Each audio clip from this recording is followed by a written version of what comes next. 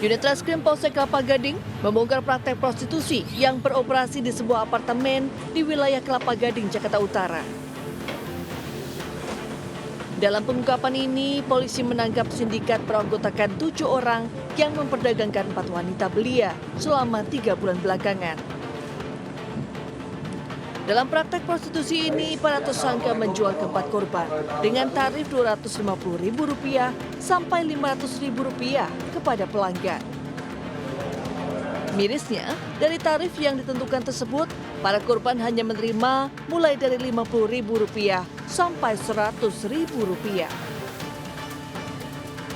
Dari hasil penyelidikan terungkap, para tersangka dan korban nekat menjalankan bisnis haram tersebut untuk memenuhi kebutuhan ekonominya.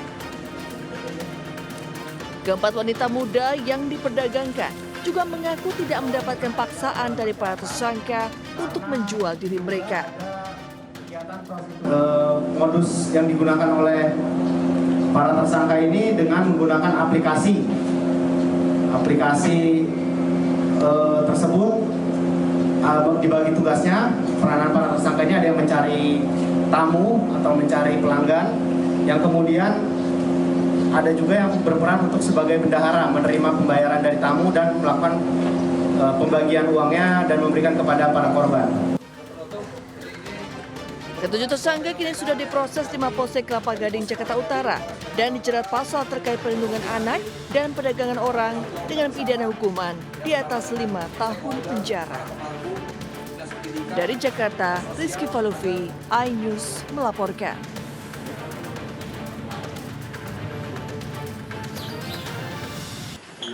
Sana. 56 peserta pesta seks sesama jenis hanya tertunduk malu usai digerebek Direktorat Reserse Kriminal Umum Polda Metro Jaya di sebuah apartemen di kawasan Setiabudi, Jakarta Selatan. Dari 56 orang yang diamankan, 3 orang tersangka berperan sebagai perekrut peserta serta penyewa kamar apartemen. Menurut keterangan tersangka BP, awalnya dirinya hanya merekrut 20 peserta untuk event tersebut. Namun dari 20 orang peserta, masing-masing turut mengajak peserta lainnya. Sedangkan motif para pelaku adalah untuk mencari kesenangan dan kepuasan tersendiri, serta seluruh peserta tidak dipungut biaya. Ya, sejauh ini fakta yang ditemukan oleh tim penyidik bahwa untuk mengikuti peserta atau event ini itu tidak dipungut biaya oleh para penyelenggara 3 tersangka ini. Hanya didasarkan pada kepuasan dan kesenangan yang ingin mereka dapatkan. Selain mengamankan 3 pelaku, petugas juga menyita barang bukti diantaranya alat kontrasepsi, obat-obatan, bukti pemesanan kamar apartemen, serta sabun mandi. Dari Jakarta Selatan, Delhemis Sanjambati, iNews melaporkan. Terlihat dari CCTV, seorang tahanan menyerobot pintu yang dibuka seorang petugas sehingga tahanan lainnya ikut kabur dan membuat anggota yang sendirian berjaga itu terdiam. Menerima laporan kaburnya tahanan, petugas langsung bergerak cepat mengejar para pelaku. Dari hasil pengejaran Polres Parigi Mutong, 1 tahanan dilumpuhkan lantaran berusaha melawan. 5 tahanan berhasil ditangkap di tempat persembunyiannya di perbukitan di Desa Toboli Barat. Sedangkan 1 tahanan lainnya menyerahkan diri. Ke-7 orang tahanan ini melarikan diri pada Jumat pagi sekitar pukul 5 waktu Indonesia bagian tengah.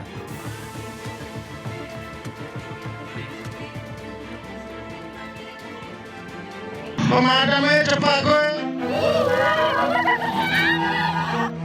Pemadamnya cepat gue, kasihan nih. Kebakaran sebuah rumah di kawasan permukiman padat penduduk di Desa Bone-Bone, Kecamatan Mapili, Polewali Mandar, Sulawesi Barat membuat warga panik. Itu pasti rumahnya warna kuning. Besarnya kobaran api menimbulkan kepulan asap pekat hingga membumbung tinggi ke udara. Api dengan cepat merembet ke bagian depan rumah, di mana terdapat toko sembako dan juga sebuah usaha fotokopi. Petugas damkar Polewali Mandar menerjunkan 2 unit mobil pemadam untuk menjinakkan amukan si jago merah. Meski sempat terkendala akibat kemacetan di ruas jalan Trans Barat Sulawesi, setelah berjibaku selama kurang lebih 1 jam, api berhasil dipadamkan. Tidak hanya menghanguskan rumah, akibat musibah ini toko dan sebuah usaha fotokopi turut ludes dilalap api.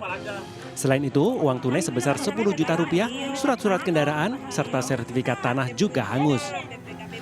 Penyebab kebakaran sendiri diduga akibat korsleting listrik dan menyambar barang elektronik hingga api membesar.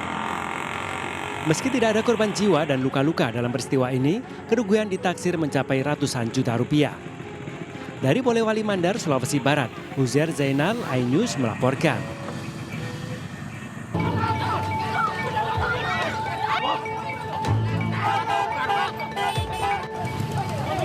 Petugas Satpol PP Kabupaten Pamekasan terlibat bentrok dengan sejumlah pedagang kaki lima di sekitar Tugu Arek Lancor, Pamekasan, Jawa Timur. Bahkan seorang petugas sempat dikeroyok beberapa PKL hingga nyaris ricuh. Beruntung petugas lain berhasil meredam dan melerai keributan kedua belah pihak. Bentrokan ini dipicu beberapa PKL yang menolak pindah dari area Monumen Arek Lancor. Menurut pejabat Sekda Kabupaten Pamekasan, PKL tidak diperbolehkan berjualan di sekitar Monumen Arek Lancor karena sesuai perda area tersebut merupakan kawasan hijau. Prinsipnya kita tetap berpegang pada perda.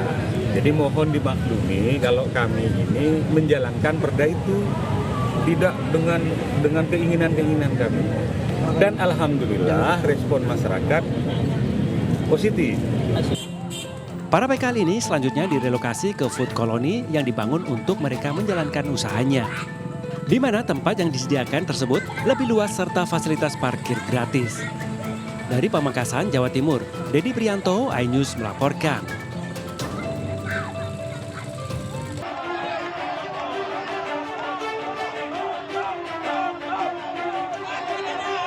Dengan membawa spanduk dan poster, ratusan tenaga kerja honorer dari berbagai daerah berunjuk rasa di depan gedung DPR, Jalan Gatot Subroto, Senayan, Jakarta.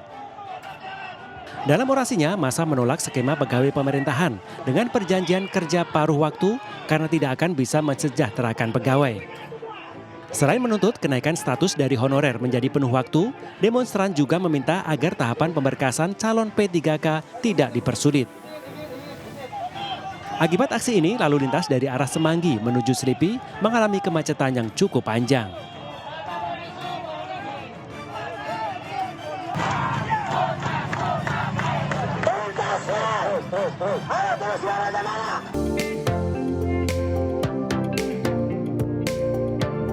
Kerjasama PT MNC Life Assurance dengan Bank Jatim ditandai dengan penandatanganan MOU. Managing Director Insurance Business Group and President Director MNC Life Rise Dilianti dan Direktur Manajemen Resiko Bank Jatim Eko Susetyono di kantor Bank Jatim, Surabaya. Kerjasama tersebut merupakan penguatan sinergi dan kolaborasi dengan MNC Life dan Bank Jatim dalam memberikan layanan kepada nasabah, terutama dalam memperluas layanan produk asuransi jiwa kredit untuk fasilitas kredit pemilikan rumah atau KPR. Perluasan perjanjian KPR, kredit pemilikan rumah untuk nasabah Bank Jatim. Dan kami yakin dengan perjanjian kerjasama ini semakin mengokohkan posisi Bank Jatim di Indonesia, di mata masyarakat.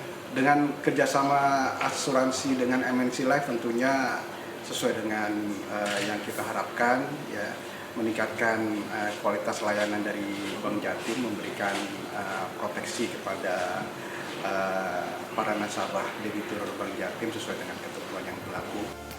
Kerjasama ini bagi MNC Life merupakan komitmen untuk terus berinovasi dalam meningkatkan jaringan kerjasama yang memberikan manfaat bagi pengguna layanan. Dari Surabaya, Jawa Timur, Hari Tambayong, iNews melaporkan.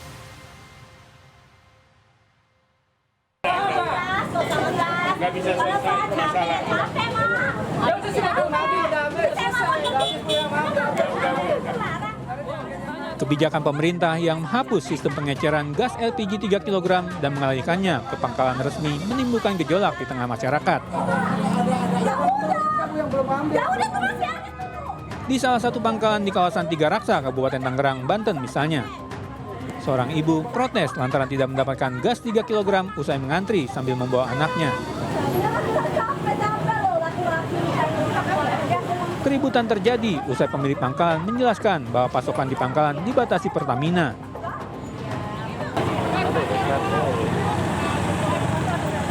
Sebelumnya ratusan warga rela antri hanya untuk mendapatkan gas 3 kg.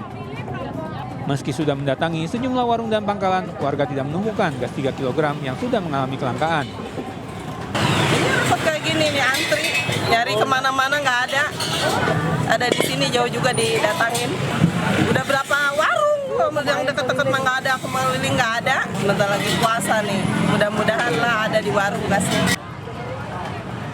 Selain warga, pemilik pangkalan juga mengaku kerepotan dengan kebijakan larangan penjualan gas 3 kg di tingkat pengecer atau warung kelontong. Kalau dibilang siap, ya mau nggak mau harus siap kan. Tapi sebenarnya semua pangkalan pasti kerepotan. Kita cuma ke jatah kota 100. Di lokasi wilayah inilah Jalan Ciung ya, 100. Ternyata yang datang lebih dari 100. Yang nggak kebagian marah-marah. Sementara itu, menurut Dirjen Migas Kementerian SDM, kebijakan pemerintah yang melarang pengecer menjual gas melon karena menjadi salah satu pintu masuk LPG tidak tepat sasaran.